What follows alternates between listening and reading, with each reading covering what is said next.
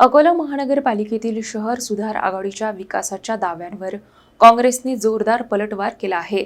विरोधी पक्षनेते डॉक्टर जिशान हुसेन यांनी पत्रकार परिषदेत आमदार साजिद खान पठाण यांच्या विकास कामांचा लेखाजोखा सादर करत सत्ताधाऱ्यांवर टीका केली आहे। अकोला महानगरपालिकेतील शहर सुधार आघाडीने मांडलेल्या 150 दिवसांच्या विकास अहवालावर काँग्रेसने आक्षेप घेत पत्रकार परिषदेत आपली भूमिका स्पष्ट केली।